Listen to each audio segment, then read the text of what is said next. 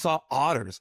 Okay, Nice. so now this is, I'm gonna go into it kind of deep here already, but Go for it, dude. I'm gonna just jump in because this I have never fully seen the body of an otter in my state in the wild. The kids spotted it from afar, and I was like, "You guys, this was a first for me."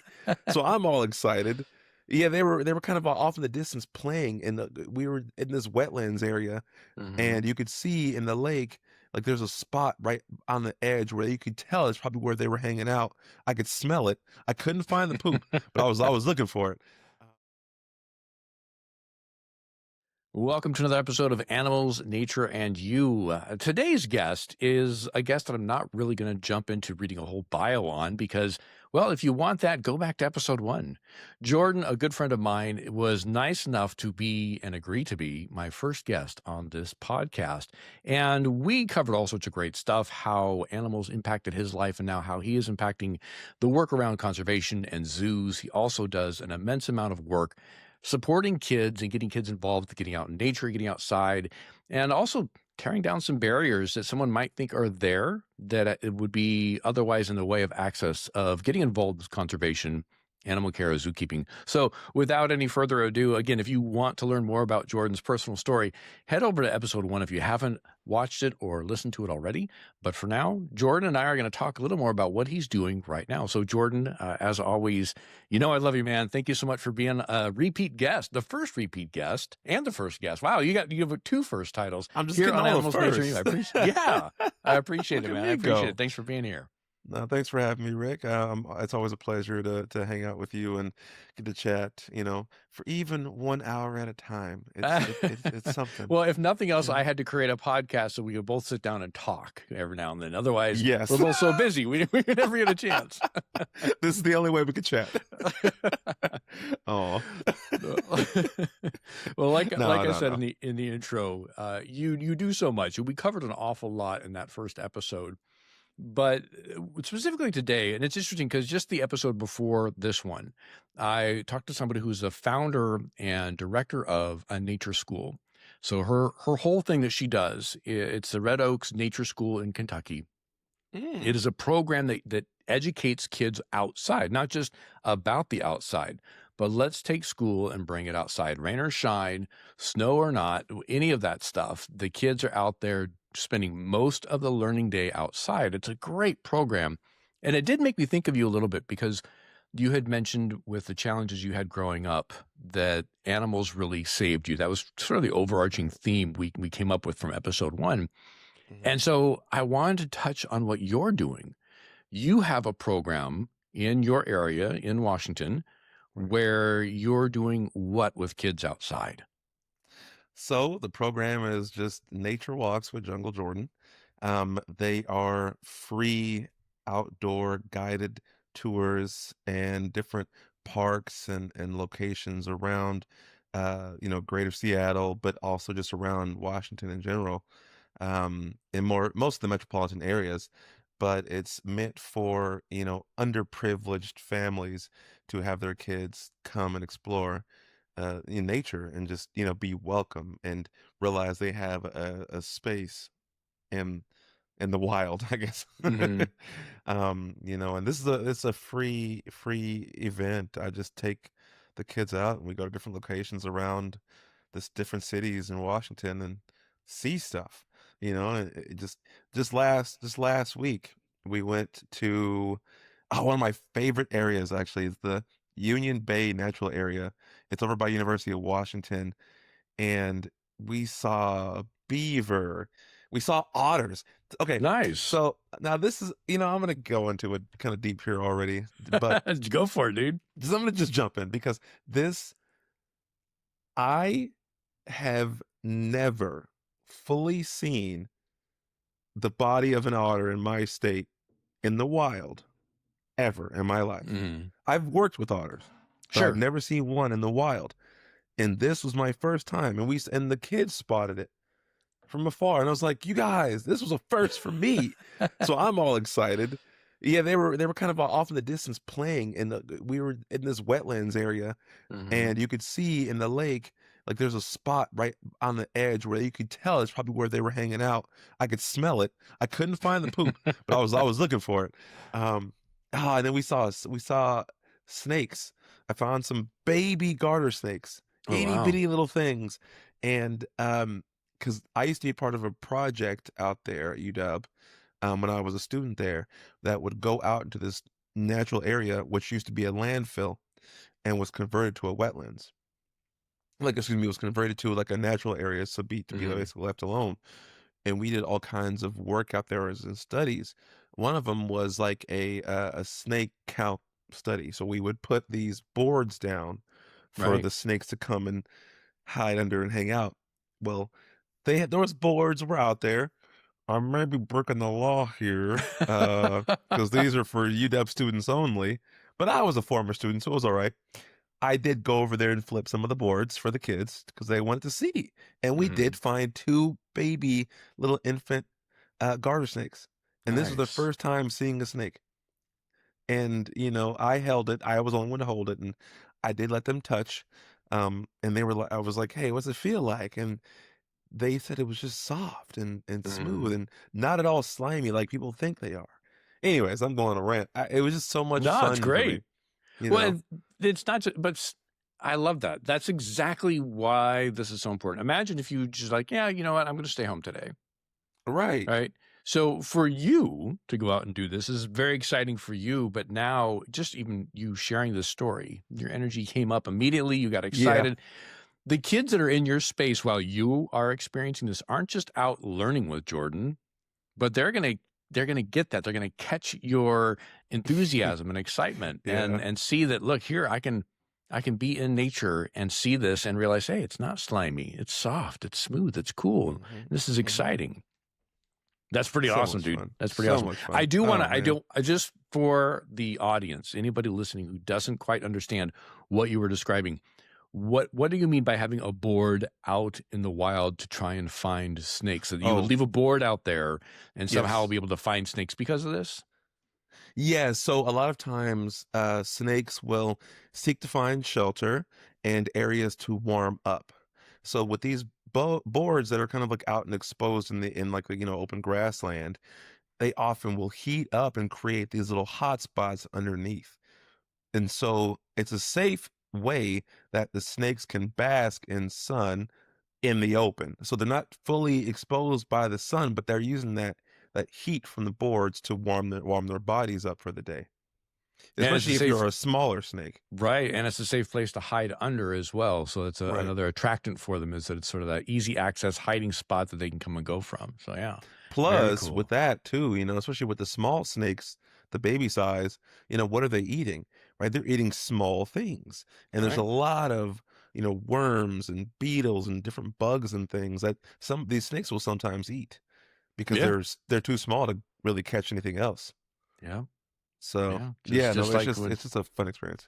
yeah, no, it's great. I was gonna say, those that food source that those baby snakes rely on will also be attracted to go into those boards. So Yep. it's a great little habitat for those baby snakes, and so cool that you got to show the kids all that. That's awesome. Oh, they That's loved it. awesome. They loved it. They were like, because so the first one I found alone, because again, I was kind of, not supposed to be over there, but, I did it.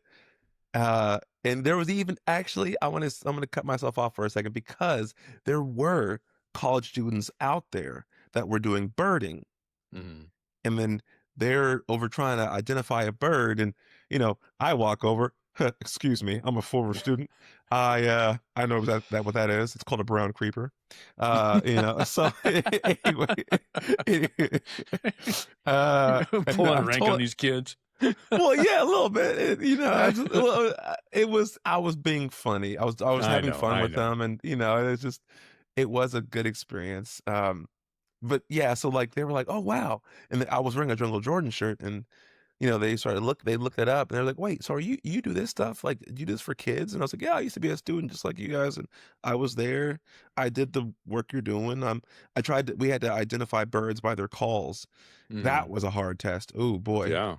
Oh man, that was fun though. That was when in college, that was my heyday. That was the stuff I enjoyed. Mhm. But anyway, so the second time I went to go find another snake because they're like, "Okay, Jordan, we're not done. We want to find more." I was like, "You know what? You guys want to come over here and try to identify a snake when I lift this board up?" And we did a couple. We did a couple. I lifted the second one. This little girl, Edith, she found one so fast. She's like, Oh, right "There it on. is." I was like, and it was the tiniest little thing. They blend in so well with the dirt and the ground. I was very impressed because, she's what, an 8-year old girl. Mhm. Just these kids, you can tell how fascinated they are with this stuff, and they feel like they belong when Right. they probably don't usually feel like they fit in school because they like animals, and they're like, "Oh, well, am I allowed to like animals the way that I do?" Because a lot of kids grow up liking animals, but over time, I feel like that love somewhat gets taken away from them Mhm. because the realities of life start to set in, and they're like, "Oh, wait, I have to be a breadwinner. I have to make money. I can't have fun at work." Work Well, is work. yeah, and I could say as a parent that my daughter pretty much grew up going to the San Diego Zoo and Safari Park all the time, and any other animal place we can go to when we're traveling. And she still, to this day, as she's middle school now, knows a lot and loves, and she has no choice because I talk about all the time different animals and everything else.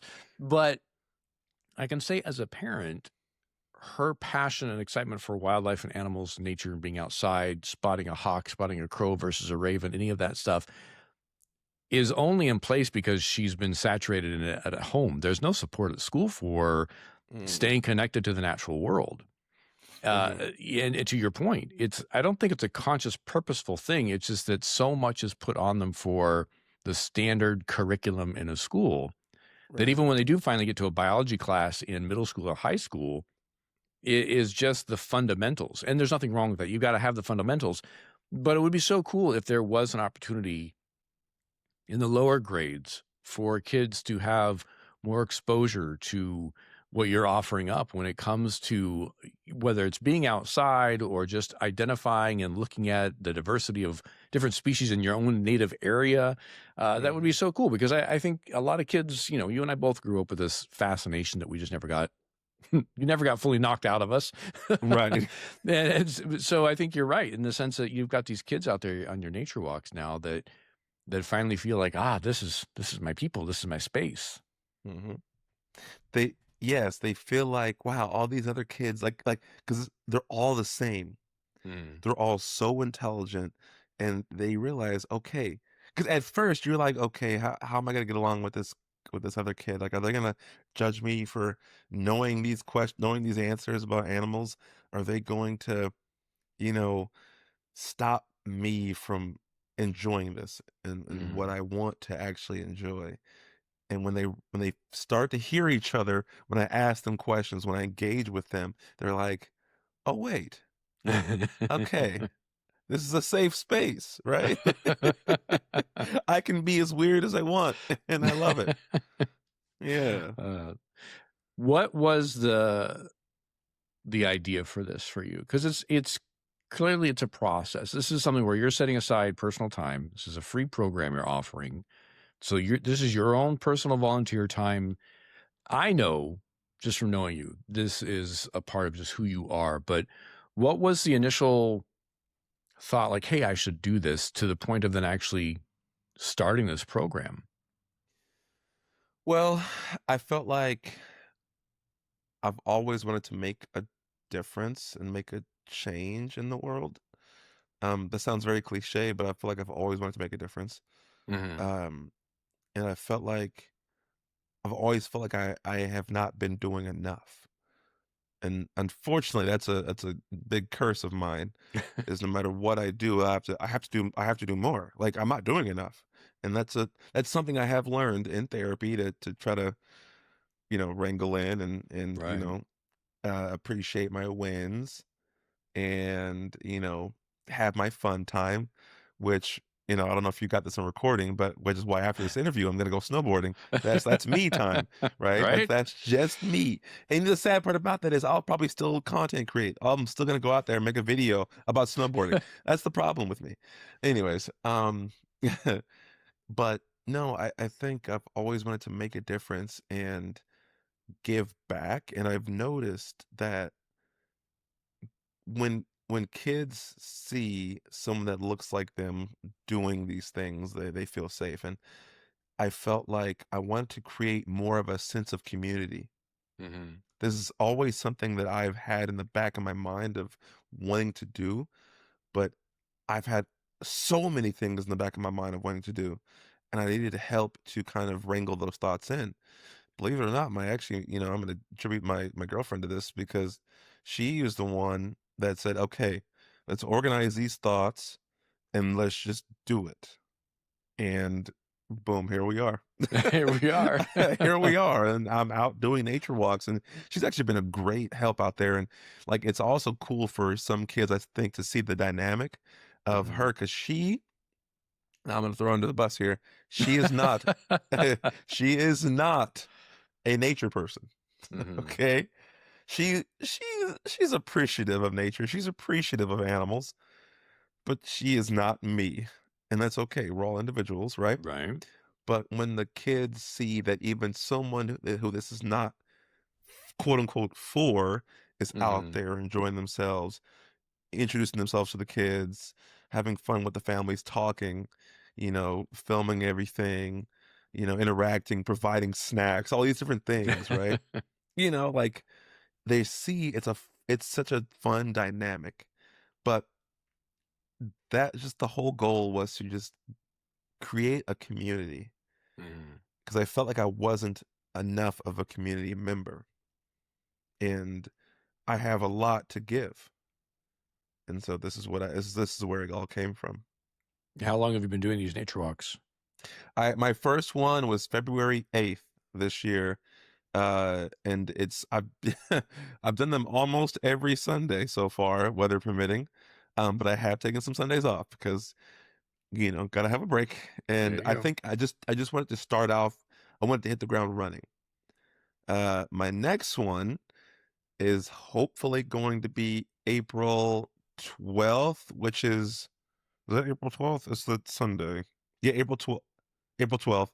Um, my goal is to actually do it at one of the local zoos. Ooh. So, and I'm currently in conversation with them to see if they can help us out because again, this is a free program.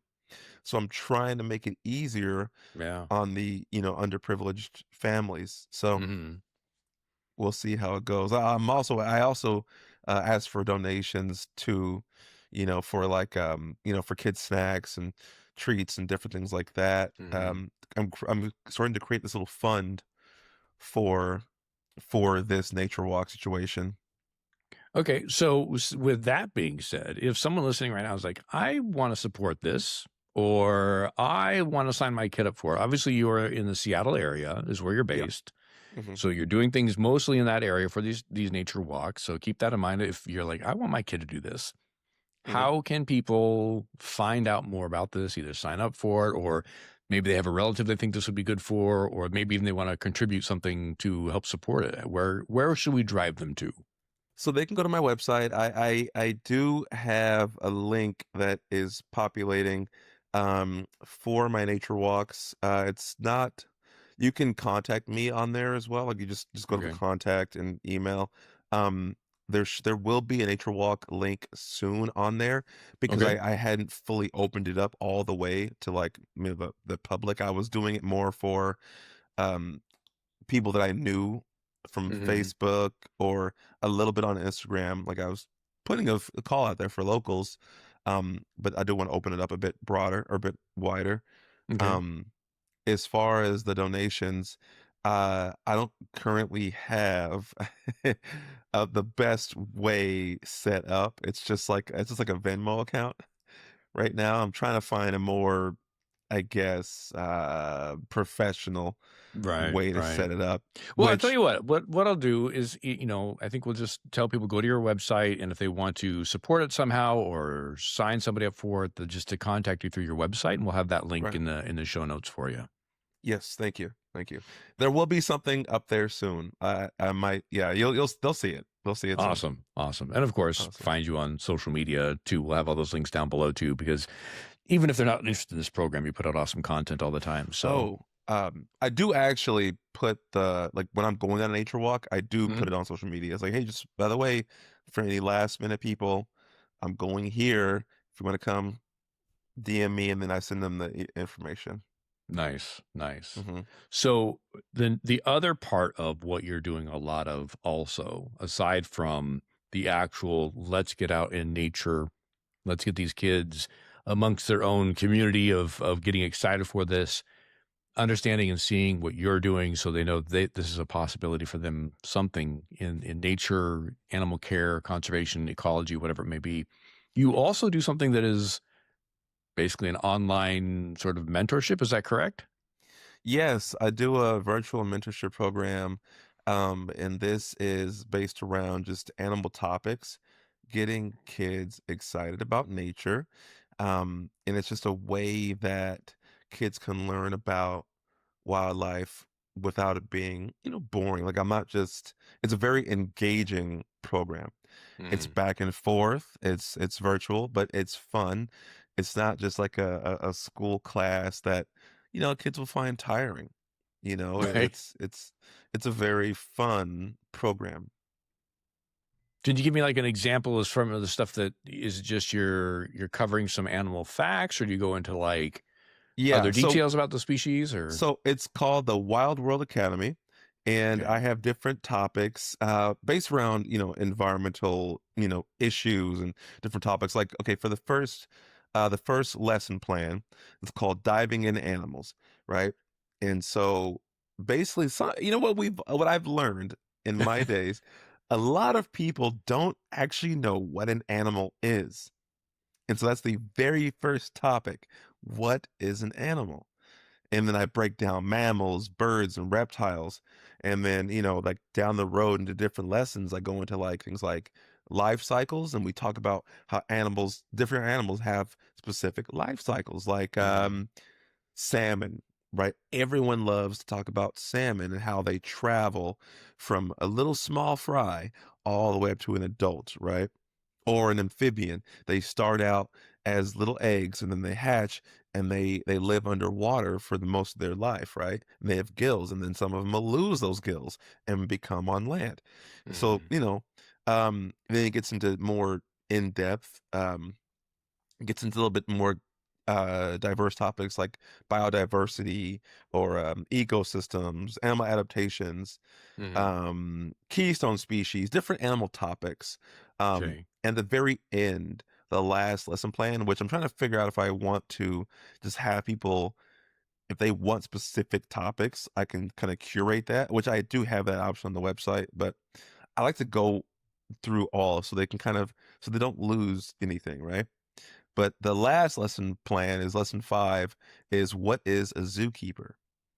And Ooh. that's when I go into topics or like what want to be a zookeeper. So, what makes a zookeeper? Talk about animal behavior and human care, exhibit design, and conservation in zoos, right? And education. Yeah. So that's it's a big part of me because that's obviously my background. A lot is from zookeeping.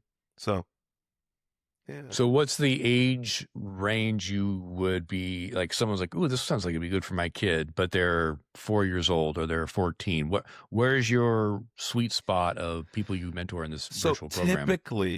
typically, the age range I kind of go for is about 7 to 11.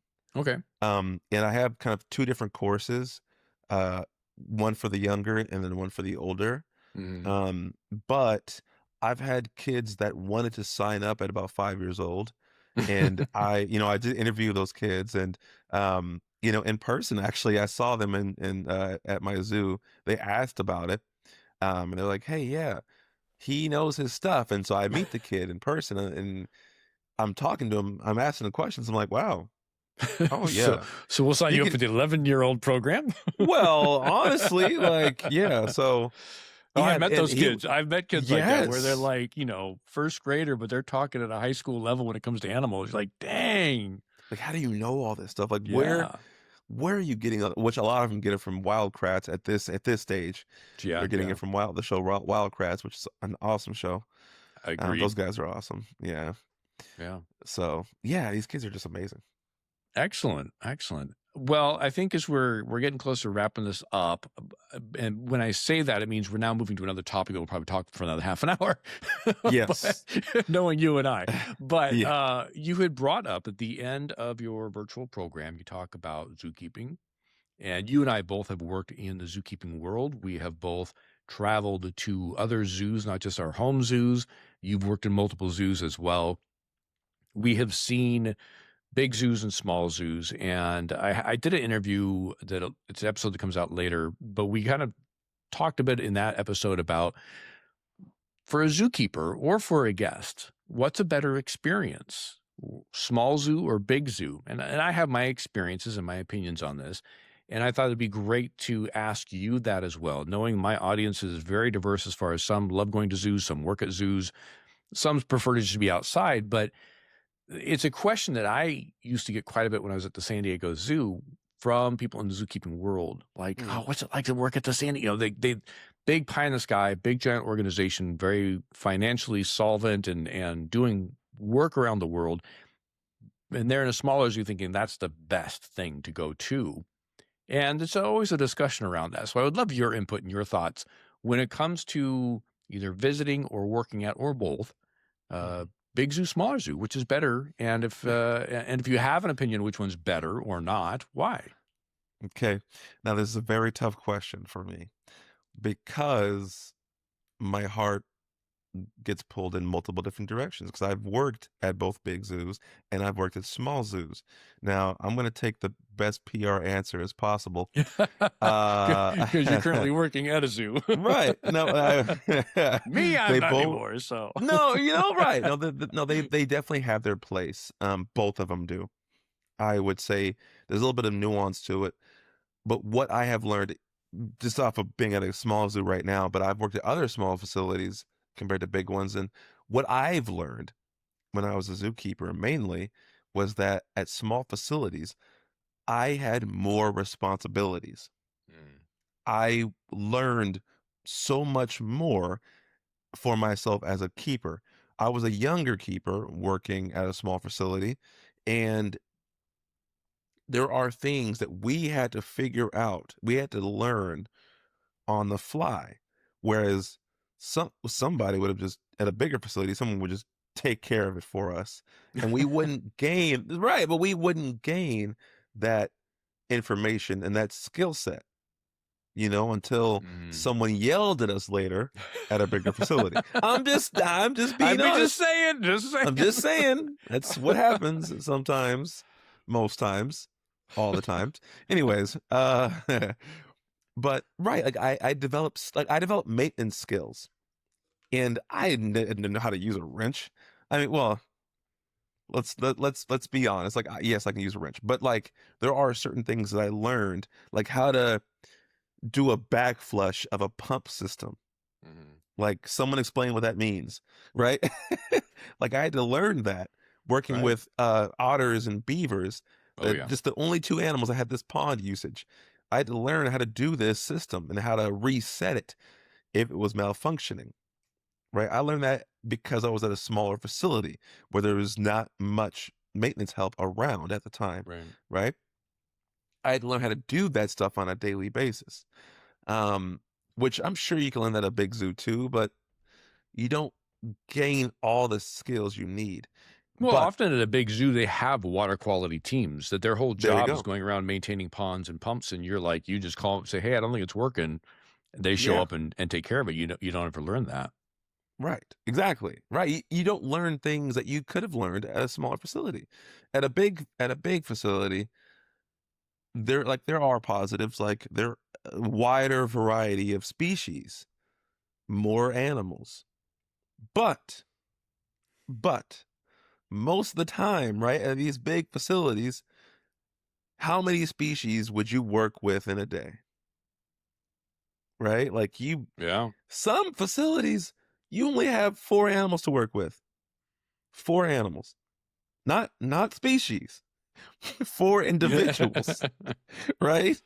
Like, okay, I'm not gonna call them out, so I'm not gonna say any names, but, there was a facility that I worked at, right? Again, this was a great experience, so I'm not knocking anybody, but there was teams that were split into subgroups, right? And one part of the team did giraffes, let's just say. Okay. And how many giraffes were there? Three. Three giraffes. That's pretty much, for the most part, the bulk of your day was working Mhm. with these three giraffes, right? And there wasn't much else, you know?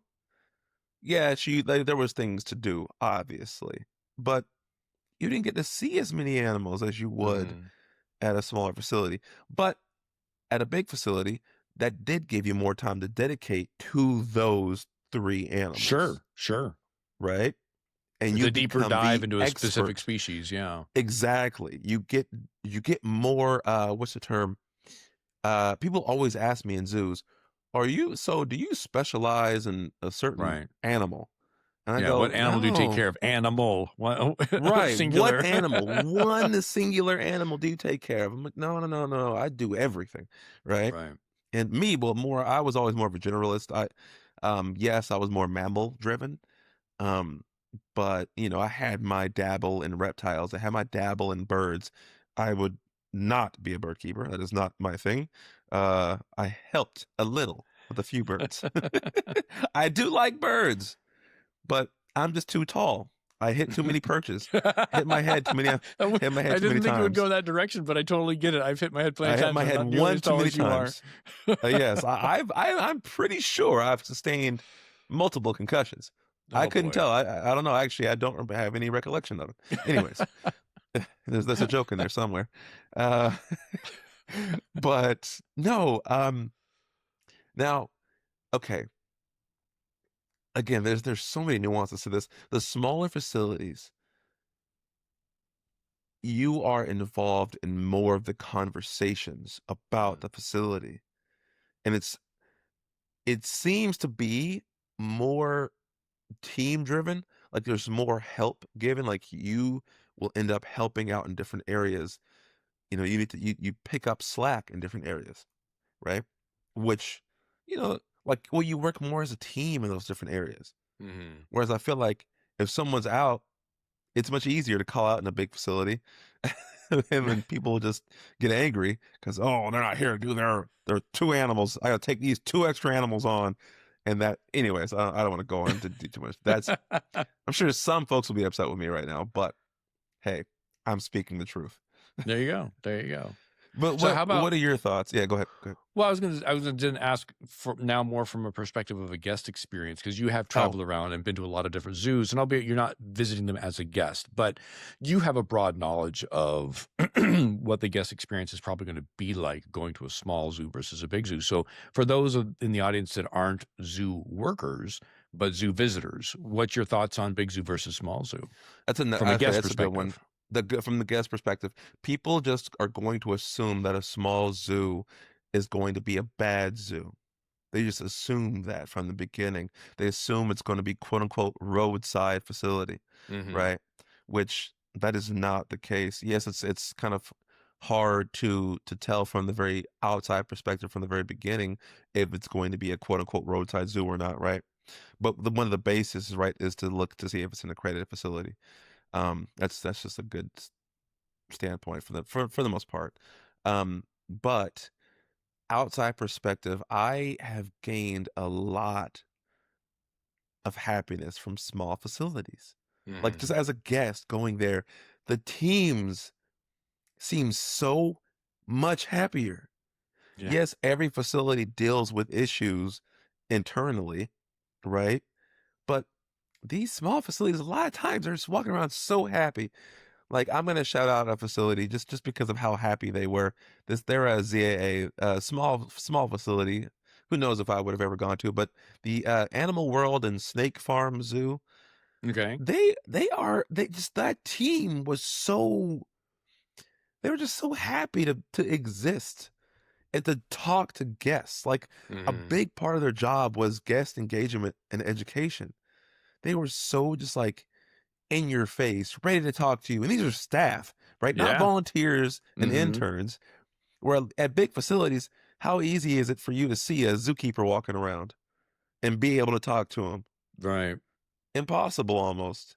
Yeah. right? But these small facilities, like you have, they almost have no choice to talk to you because they got to walk from one exhibit to the next, and they have to cross you. So, but no, that was an awesome facility I went to, and on the outside looking in, I probably wouldn't have gone. Be Hmm. honest, like no offense to that facility, I saw from the look, I probably wouldn't have gone from the outside. Hmm. But going in there and chatting with the keepers, seeing the animals, right? The animals all are experiencing the same level of care at a small zoo as they are at a larger facility. Hmm. So, like, and just, I don't know, a lot of these small facilities have this like, homey feel, like this, like, close-knit family Yeah, it's feel. a little more intimate. Intimate, there you go, that's the Yeah. term. Words are hard sometimes for me. Sometimes. Intimate, Hey, for me too, sometimes. buddy. For me Intimate, too. it's a great word. Yes, right, it's more intimate of an experience, Mhm. and Yeah. yeah, you don't get that sometimes, and okay, and now we go into the conversation about exhibit size, right? Okay. Okay. These smaller facilities a lot of times have the same exhibit size, quote unquote exhibit size, as these bigger facilities. But because we're in a smaller frame, Mhm. it's hard to tell. Yeah. Anyways, I can go on a rant for hours about this. I don't even know where my train of thought is right now. What are we talking about? What's the name? What? Snowboarding, I think, right? Oh no, no, no, not that yet. No, I'm still in this conversation. All right, fair enough. Well, and to answer what you had asked me before I asked about the guest experience side of it, my personal opinion, my personal experience when it comes to big zoo, small zoos, very much in tandem with what you said. In that, from a zoo worker standpoint, a zookeeper standpoint, you have usually more responsibilities to your space in a smaller zoo. You are the horticulturist, you are the maintenance person, you are the animal care person, you are the vet assistant, all and the educator then for guests coming through because like you said, you're more in that space of sharing that space with the guests. Hmm. Versus in a larger zoo, you are usually assigned to just that area you're in. There's a maintenance Right. team, there's a horticulture team. Vet staff will definitely take your input, but there's plenty of people to go around in the vet hospital that your assistance isn't needed there. Just go back to working on your stuff. Right. So it's not that one is better or worse. It's just that they're different, in my opinion. Yes. I worked at the San Diego Zoo for a very long time as a zookeeper, and I appreciate all that I was able to experience and do. But I will admit that when I moved into the ambassador role, I started traveling around and seeing other zoos, small zoos, big zoos, everything in between. Coming from the San Diego Zoo, I was like, oh, how cool would it have been? I remember specifically, not too far from where you are, Point Defiance Zoo. We Mm. partnered with them for clouded leopards to do some media around clouded leopard conservation. And so I went up to Point Defiance Zoo, spent I think 2 or 3 days there, and I went there as a kid because I grew up in Washington State, so I do remember going there as a kid and thinking it's a great zoo, but Mhm. it had been a while since I've been up there, and when I was up there looking at it through the lens of an adult zoo person, I was like, oh man, what a great little facility! Just like you said, the intimacy with the teams, the Mhm. the intimacy you have, the community of people coming there to visit.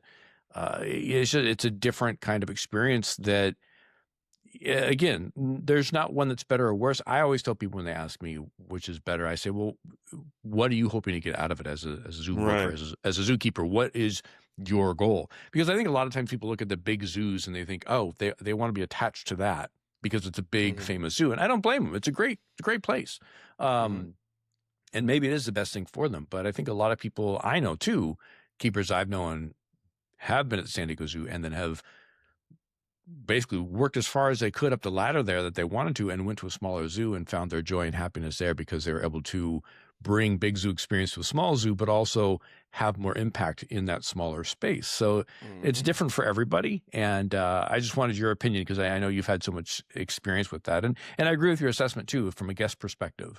I think Yeah. it is easy for a non-zoo person to look at something that's a big zoo and look at their strong marketing and all they have to offer for that experience. And it's a great experience. But I also would recommend don't shy away from stopping by a small accredited zoo in a smaller Right. city because you might have that opportunity where every keeper is in your face telling you about their animal, and you're going to have this opportunity to learn more about animal care or the species or the individual animal that otherwise you'll never get at a big zoo because good luck finding a zookeeper to talk to. Right. Yeah, Yeah. no, that's exactly how it is, like to piggyback off of what you just said too, right, you're responsible, right, for so many things Mhm. at a small facility from the zookeeper standpoint. Like you have to do everything. Okay, I'm bringing it up again just because I'm having flashbacks of literally Uh-oh. doing so many things. But again, like, was it stressful at times? Yeah.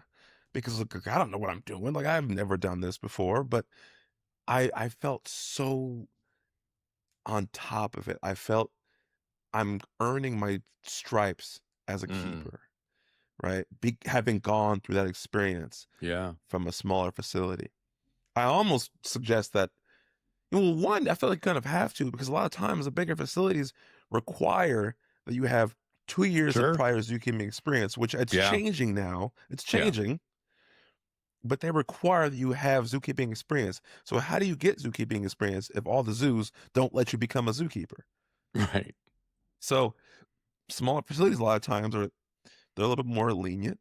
Yeah. Um, they're much more chill. But no, yeah, that's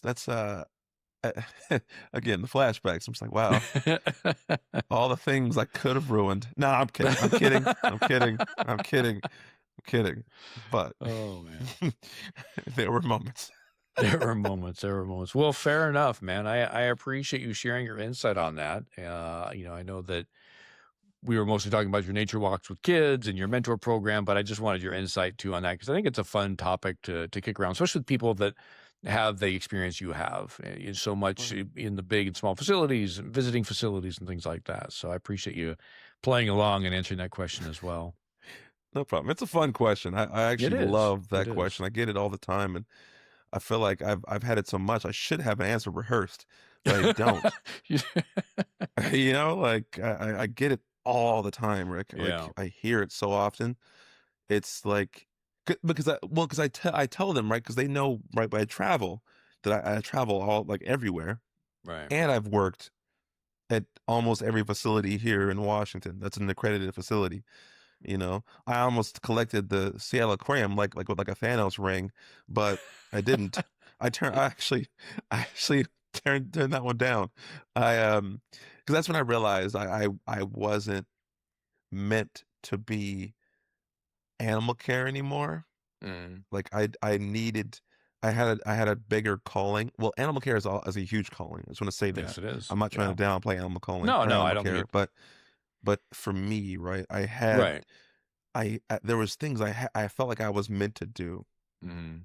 Animal care was my stepping stone to do that, Well, I you think, know? it's not just a stepping stone, it's part of your story. It's part of how Right. you are, you know, getting where you need to be and what you're meant to do. And I think animal care is a great opportunity for someone like you to have that foundation now to be who you are and what you're doing and Mhm. offering to kids and offering to the public with your knowledge and experience. So, yeah, Yeah. I totally get it and don't take it as you saying, anything negative about animal care by any means. So Yeah. animal care is great. I think I've become known. Even I actually changed my bio like you did years ago, Mhm. like my Instagram bio, because I don't see myself as a quote unquote zookeeper anymore. Right, right. They say once a keeper, always a keeper, all that and Well, everything. sure. But I definitely I actually with some changes at at my facility recently, I've had to get back into doing animal care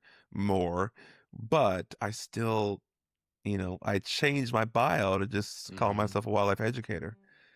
But I found because I go to zoos and I do content with zoos, it's become very niche and people still see me as a zookeeper. Mhm. But I will say this too though, I've learned some people still don't know I have a day job. They go, "Wait a minute, this isn't your full-time job?" I go, I I have two full-time jobs, Right? Yeah. you know. But anyways, Anyways, well, I appreciate you to agreeing to come back on, being my first repeat guest here on Animals, Nature, and You. And as always, I appreciate everything you do, buddy. I'll make sure that your information's down in the show notes. So if anybody wants to look further into the nature walks or into the virtual mentoring program, I highly recommend, of course, anybody with kids that might be slightly interested in animals, you got to hook them up with Jordan, because that slight interest will undoubtedly bloom, as you know from listening yeah. to Jordan. He's a bit energetically contagious, so in a good Thank way. you, Rick. Yeah, It's thank true, you. buddy. It's true. Yeah, and I'll be back here for a third episode, I'm sure. Oh, I don't doubt it. The year is young, my friend. The year Yes. is young. Such All a right. fun Well, thanks so podcast. much, Jordan. What's that? It's such a fun podcast. I love Yeah, it. well, I appreciate the endorsement. I appreciate it. Thanks so much, buddy. We'll catch you next time. And of course, thank you, dear listeners. I appreciate you joining me on this curious odyssey that we call Animals, Nature, and You. And a big thank you again to Jordan for taking the time to be a guest yet again. And if you caught that first episode of this podcast where Jordan was my guest, we talked about his origin stories, how he got into what he's doing and all of that. And we shared almost an hour, if not at least an hour of conversation. This one, I wanted to really make sure we focus on the work that he's doing with kids. The nature walks, free to those who want to do them. And it's so impactful when you can have someone show you around who knows the environment, knows the animals, helps the kids' curiosity explode and grow. It's just so awesome to know that he's doing that. And the virtual program that he has going on, where he can be a virtual mentor for kids to learn more about animals and wildlife there too, to help inspire and grow that desire to be a part of conservation, a part of the ecosystems, understanding our local wildlife and animals all over the world. It's such great work. So all of his links will be down below, of course, so that way you can catch up and learn more about him. And if you want to, Animals, Nature, and You has its own little corner of social media. The Instagram, Animals, Nature, and You, all one word, right there on Instagram. And then my website, zoologyrick.com, and all the social media links will be there on the website, or just look for Zoology Rick on just about every social media platform. I'm there too. And one last thing to remind you, if you haven't already, please subscribe or follow Animals, Nature, and You wherever you're listening or watching, if you're watching on YouTube or wherever it may be. Because that way you won't miss out on the next episodes. Every Tuesday, we have our 10-minute Tuesdays where we focus on either something that's a reflection back to the interview we had with the person. We talk about a particular species or a current event that's going on. And then every Thursday, we have a new interview with someone doing some awesome work. So don't want to miss that. You want to make sure you subscribe and follow. With that, let's wrap this up. Have a good one, everybody.